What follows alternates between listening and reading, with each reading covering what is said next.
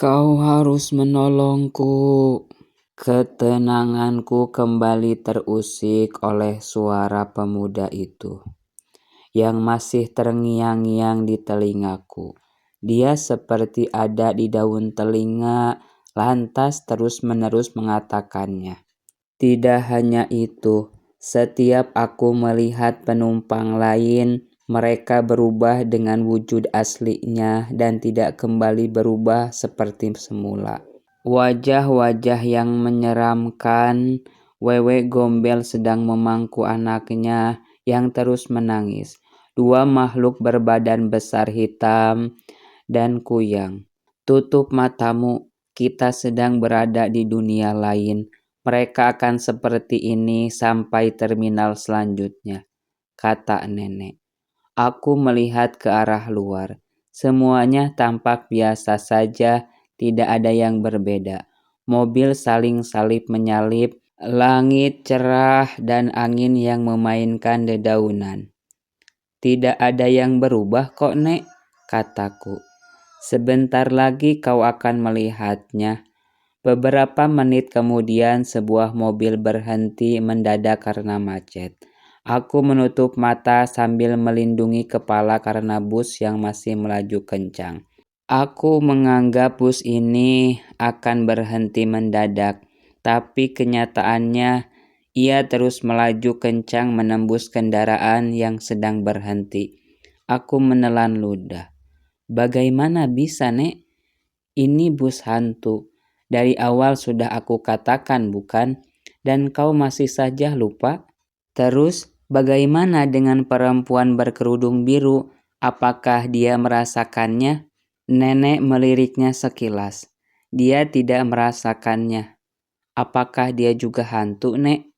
Bukan, dia manusia. Karena tujuannya terminal selanjutnya. Yang merasakan semua ini hanya aku dan kamu, Nak. Maksudnya, Nek? Nenek mengusap wajahnya.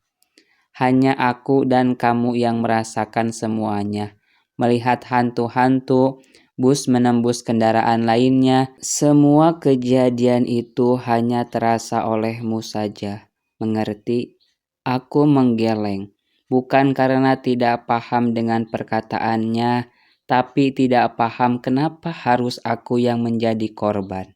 Suara seseorang mengetuk-ngetuk kaca terdengar. Aku tidak meliriknya. Otakku masih mencerna kenapa semua terjadi padaku. Kenapa harus saya, Nek? Karena kamu adalah bagian ceritanya. Dan sudah aku katakan sejak kita meninggalkan terminal. Kaulah yang menyebabkan bus ini berhantu. Aku mengusap wajah. Apakah bisa diperbaiki, Nek? Maksudnya supaya bus ini tidak berhantu? Tidak bisa. Semuanya sudah menjadi sejarah. Kita tidak bisa mengulangi waktu. Semakin pusing saja otakku karena mendengarkan perkataan nenek yang aku rasa semakin ngawur tapi benar. Dari mana nenek tahu semuanya? Apakah nenek dari masa depan atau dari masa lalu? Nenek kembali tersenyum. Itu tidak penting. Sekarang yang harus kau lakukan adalah diam dan tenang. Tok, tok, tok. Suara ketukan dari kaca bus terdengar lagi. Bus masih melaju menembus kendaraan lain yang mulai melaju merayap. Beberapa anak kecil melihat ke arah bus. Mereka menunjuk sambil memberitahu orang tuanya kalau ada bus yang menembus mobil lainnya. Mah, lihat itu busnya menembus mobil, kata anak perempuan ke ibunya yang ada di sampingnya. Mana mungkin ada bus tembus mobil, tidak ada bus juga di jalan, kata ibunya.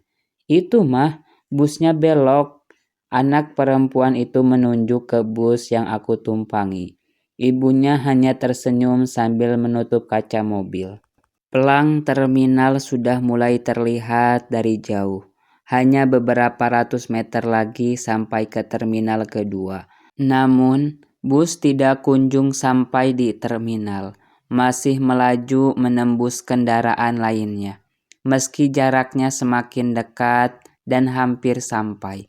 Seperti diam di tempat, tapi aku merasakan tetap melaju. Kedua perempuan paruh baya masih menjelma bentuk aslinya ketika sudut mataku meliriknya. Meski rasa takut mulai menggerogoti keberanianku, cepat-cepat aku mengalihkan pandangan ketika mereka mulai menggerakkan lehernya. Takut mereka sadar kalau aku sedang memperhatikannya. Nenek hanya diam saja. Matanya fokus ke depan sambil memainkan jarinya seperti sedang memikirkan sesuatu atau sedang was-was. Nek, bisa ceritakan apa yang akan terjadi selanjutnya di bus ini? Pertanyaan itu meluncur begitu saja dari mulutku. Sekarang bukan saatnya untuk bercerita. Pikiran dan hatimu masih berdebat. Selesaikan dahulu masalahmu sebelum kau tahu cerita selanjutnya. Santai saja, karena kamu sendiri yang ada di dalamnya. Nenek tidak melihatku ketika mengatakannya. Tidak seperti sebelumnya yang selalu menatap.